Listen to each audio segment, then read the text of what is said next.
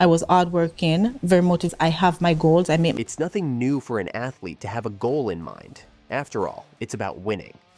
Obviously, all athletes are competitive, and each and every one of them aims to be at the top of their respective sports. Veronica Campbell-Brown is no exception, in addition to intense training. Because I was able to take care of my body, make sure that I was prepared for my races, being in the right frame of mind, being healthy, don't have to rush into competition when I'm not. Now that's what you call balance and self-control. It goes without saying that Veronica knew when to compete and when not to. This strategy obviously works for her, as evidenced by her notable achievements in track and field.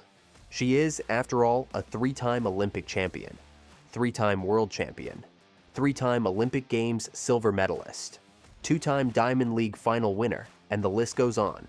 Veronica Campbell-Brown's name has been synonymous with Olympic excellence since she became the first woman to win 3 track medals in 3 games. The Jamaican sprinter, who specializes in the 100-meter and 200-meter, added silver in the 4x100-meter relay and bronze in the 100-meter to her haul of 7 titles. Mind you, this includes 2 golds and a bronze in Athens in 2004, 1 gold in Beijing in 2008, and 2 silvers in Sydney in 2000. The elite runner found sport was her route out of a poverty-stricken upbringing in Trelawney, the Jamaican parish that has produced several world champion runners, including Usain Bolt, and in the process, she became one of the greatest Olympians her country has ever produced.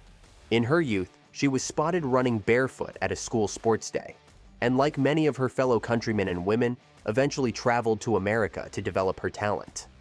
And what talent!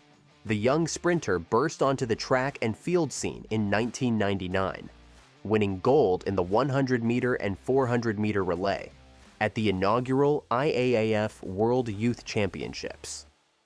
Fast forward to the 2004 Games. She became the first woman from Jamaica to win gold in a sprint race at the Olympics. With another gold in the relay and bronze in the 200-meter, she immediately became the most successful Caribbean athlete at a single Games. Then, at the 2007 World Championships, she was crowned 100-meter champion and in the process, became the first athlete to sweep the board at the International Association of Athlete Federation Games. 4 years later in Beijing, she became only the second woman in Olympic Games history to successfully defend her 200-meter title. For years after that, she continued her dominance in the track. As a matter of fact, Veronica and USA's Allison Felix shared one of the greatest rivalries in the history of athletics. Despite her continuous success, she never failed to exhibit the humility that has made her not just a legendary athlete, but also a great ambassador for the sport. Away from the track, she is a UNESCO Sport Ambassador and heads the VCB Foundation, which offers mentorship and financial assistance to young women in Jamaica. She shared, "I believe in giving back. If I can touch just one life, I will help someone to get a high school education, mentor them, and point them in the right direction." It is important for me to mentor not only Jamaican track and field, but female in general. She also shared how important it is and how it helped her grow in the sport as well. Growing up, I had a lot of influence and women who were there to support and inspired me, and inspiring others is one of the things. May it be young girls developing their love for the sport or women struggling to succeed on the track.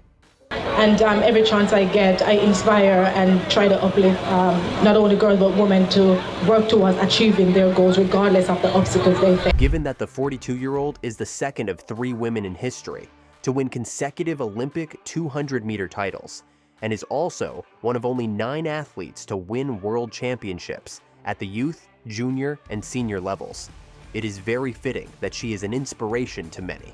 She may have taken a step back from the sport, but she continues to have a strong presence on or off the track. After all, before Usain Bolt came on the scene, there was Veronica Campbell-Brown. Veronica broke the initial drought for Jamaica, becoming the nation's first Olympic flat sprint champion in 28 years. She is the Jamaican pride who started their resurgence. Both Usain and Veronica eventually ended their careers as decorated track and field champions. It was in 2021 when the Jamaican sprinter, winner of 8 Olympic medals and 5 world titles, announced her retirement from competitive athletics. At the time, her international career spanned more than 2 decades, during which time she competed at 5 Olympic Games. Note that she is the only track and field athlete in history to win medals at 5 successive Olympics. Campbell-Brown retired with a collection of 8 Olympic medals, 3 of them gold, and 13 World Championship medals, including 5 gold. She announced her retirement in an Instagram post, writing, "I passed the rung of hurt, that of injuries and rejection, not to mention tears.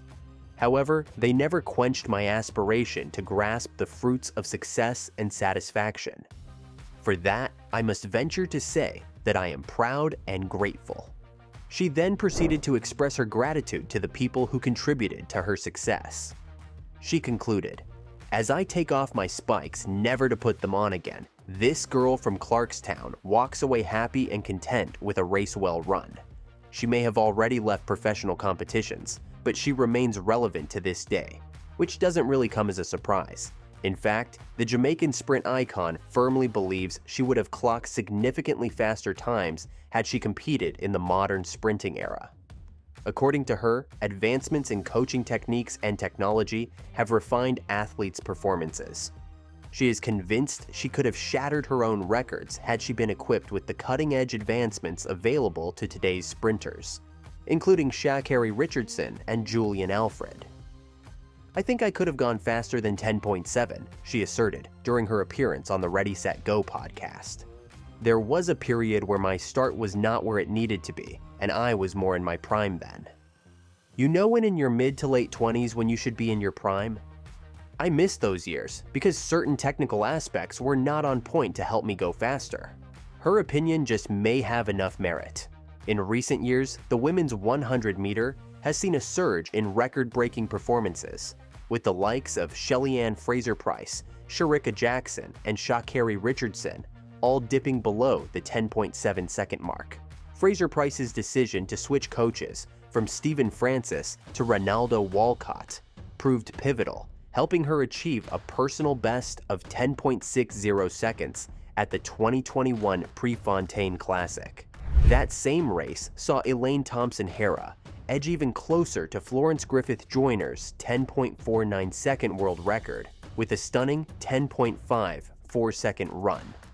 Campbell-Brown is adamant that, with the right conditions and adjustments to her technique, she could have matched or even surpassed those feats. "I think I could have gone faster. I could have run 10.6 if everything aligned and I had done the right things," she declared confidently. Her comments add to the ongoing debate about how past legends would fare in today's technologically advanced era.